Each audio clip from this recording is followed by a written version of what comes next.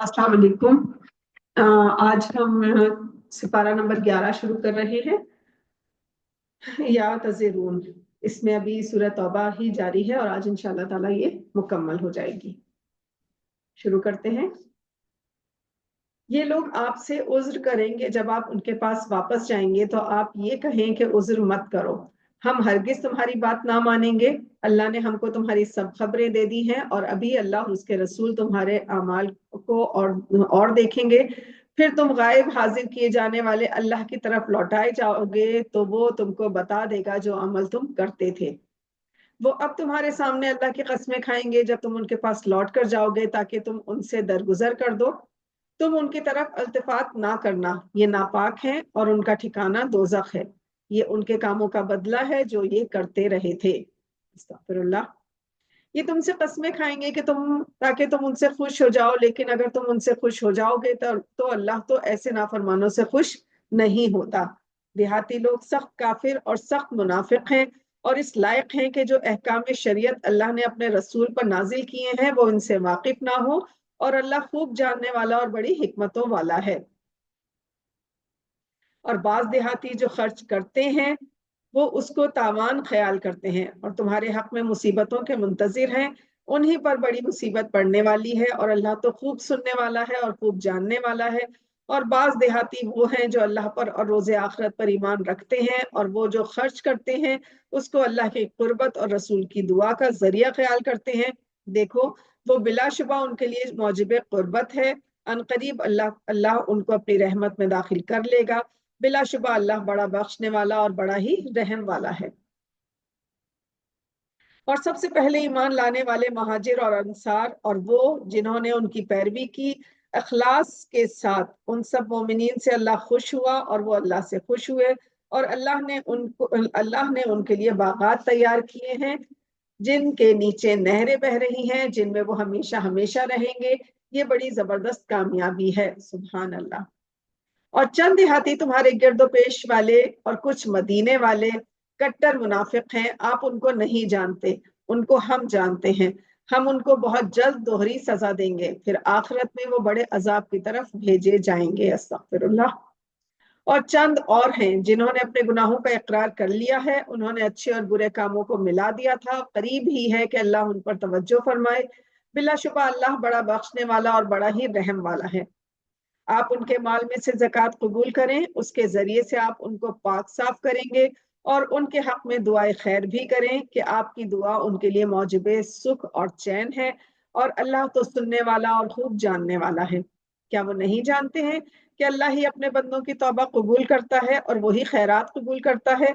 और बिलाशुबा अल्लाह तौबा कबूल करने वाला और रहम वाला है।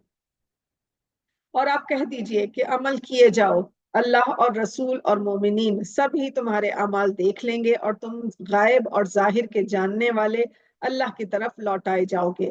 फिर जो तुम करते रहे हो वो सब तुमको बता देगा। दूसरे और भी हैं जो अल्लाह के हुक्म का इंतजार कर रहे हैं, आया कि वो उनको माफ करता है या अजाब देता है। और अल्लाह तो खूब जानने वाला और बड़ी हिकमतों का मालिक है। और इनमें वो भी हैं जो मस्जिद बनाते हैं महज मुसलमानों को नुकसान पहुंचाने के लिए और कुफ्र करने के लिए और मोमिनीन में तफरका डालने के लिए। और जो अशखास अल्लाह और रसूल से पहले जंग कर चुके हैं उनके लिए घात की जगह बनाने के लिए। और कस्में खाएंगे कि हमारा मकसद तो भला ही था, मगर अल्लाह गवाही देता है कि वो झूठे हैं।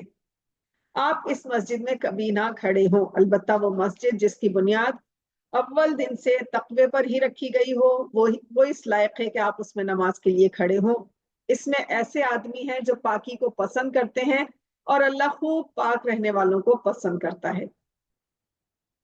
फिर आया वो शख्स बेहतर है जिसने अपनी इमारत की बुनियाद अल्लाह से डरने पर और अल्लाह की खुशनुदी के लिए रखी हो, या वो शख्स जिसने अपनी इमारत की बुनियाद किसी घाटी के किनारे पर जो गिरने वाली हो रखी हो, फिर वो इमारत उसको लिए दोजख की आग में गिर पड़े और अल्लाह ऐसे जालिमों को समझ नहीं देता। अस्तगफिरुल्लाह।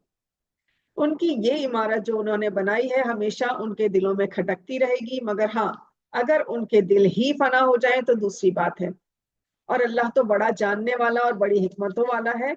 बेशक अल्लाह ने मोमिन बंदों से उनकी जानें, उनके अम्वाल खरीद लिए हैं इस बात के बदले में कि उनके लिए जन्नत है।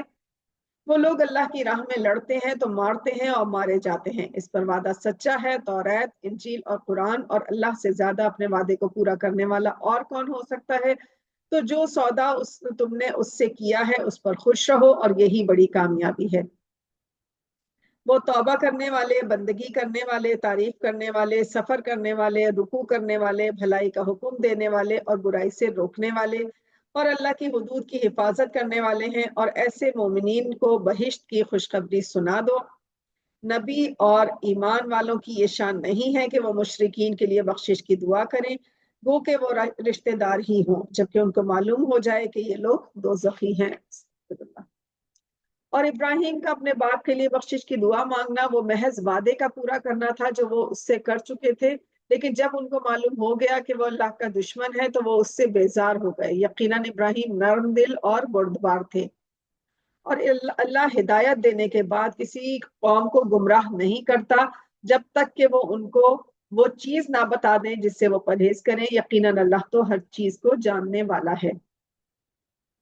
بلا شبہ اللہ ہی کے لیے آسمانوں اور زمین کی بادشاہت ہے، وہی زندگی بخشتا ہے اور وہی موت دیتا ہے، اور اللہ کے سوا تمہارا کوئی دوست نہیں اور نہ کوئی مددگار ہے۔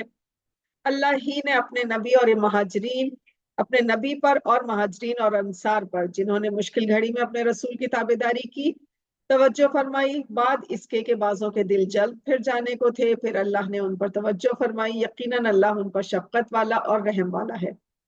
اور ان 3 آدمیوں کے حال پر بھی توجہ فرمائی جو چھوڑ دیے گئے تھے، یہاں تک کہ جب زمین بھی ان پر باوجود اپنی فراخی کے تنگ ہو گئی اور ان کی جانیں بھی دوبھر ہو گئیں، اور انہوں نے جان لیا کہ اللہ سے بہتر کوئی پناہ نہیں ہے سوائے اس کے کہ اس کی طرف رجوع ہو، پھر اللہ نے ان پر توجہ فرمائی تاکہ وہ آئندہ بھی توبہ کرتے رہا کریں۔ بے شک اللہ توبہ قبول کرنے والا اور بڑا رحم کرنے والا ہے۔ مومنو، اللہ سے ڈرو اور سچوں کے ساتھ رہا کرو۔ مدینے والوں اور ان کے آس پاس دیہات کے رہنے والوں کے لیے یہ مناسب نہ تھا کہ اللہ کے رسول سے پیچھے رہ جائیں، اور نہ یہ کہ اپنی جانوں کو ان کی جان سے زیادہ عزیز جانیں۔